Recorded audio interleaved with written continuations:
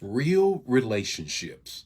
Real relationships. Let's end this week of talking about relationships and relationship goals and having intentional relationships. We're dealing with our journal, our 21-day Daniel fast, living a life of intentionality, increasing your intentionality quotient, and the 8 areas that we go over, and one of them is relationships, and that's what we're dealing with this week. And so I want you to let's put your email address in the chat area, and we'll send it to you, no problem.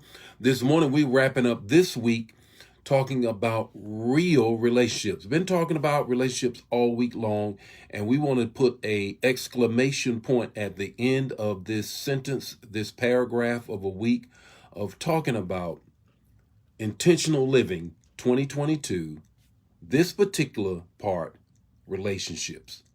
Let's deal with real relationships. Have you ever had, put it in the chat area, you ever had real relationships? I'm not talking about fake stuff.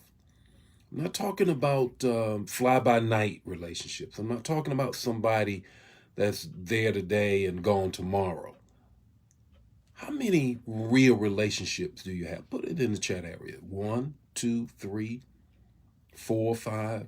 You can truly say this was a real relationship. In 5 minutes or less, the text to talk and the takeaway. Real relationships. The text is this. Proverbs 18:2. You already know what the proverbial writer said about that. There is a friend who sticks closer than a brother. The proverbial writer has put his finger on it and says, there is a friend, Proverbs 18:2, that sticks closer than a brother. There is such a thing as a real relationship. What are the 3 things I want to talk about or share with you concerning this text? Well, let me tell you my story first, and then I'll get into those 3 things. In high school, I thought I had a real relationship. His name was Ronnie Hard Holloway. That's right, we call him Hard. That was his nickname. He's a great guy. He's with the Lord now. Great guy. My coach assigned me to him so that I would be able to keep him out of trouble. Ronnie had a propensity for trouble. Trouble always found him, or I think maybe Ronnie always found trouble. And so to that end, I remember we were real close all through high school. In the 9th grade, we were playing football, and I thought I was going to try to be, how it is supposed to be, guys supposed to be all of that if he was bow-legged. Well, I'm not bow-legged, but I was trying to walk bow-legged, walked across the field, guys fell out laughing, didn't know why, found out later, Ronnie was making jokes about me. Yeah, that ain't all.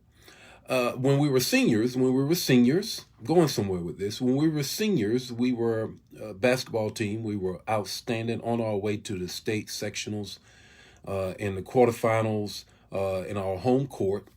We were 24-0. The 25th game, I got a tech. I got a tech right there.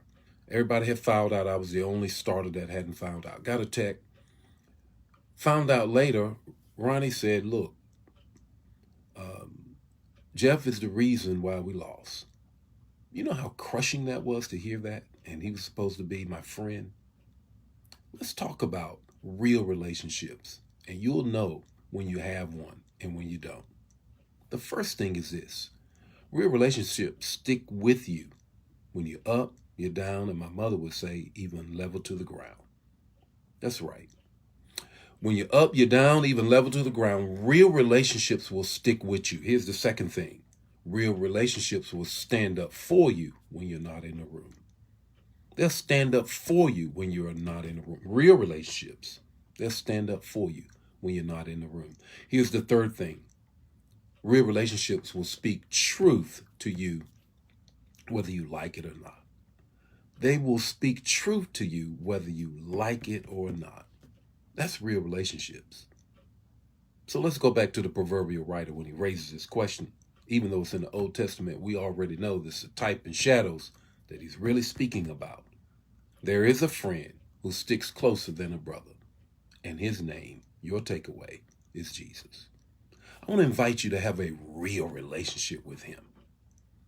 He will speak up for you when you're not in the room. He'll stick with you even when you're down, level to the ground. And he'll speak truth to you, whether you want to hear it or not. The Lord be with you today. May his face shine upon you, give you peace. Have a great weekend. Have a wonderful weekend. Got a word for you on this Sunday. Please join us at New Life Tube 1 or Facebook Live, where I'm going to be speaking a word into your life along this whole line of intentional living 22. Share the manna. Don't keep it to yourself. God bless you. Bye now.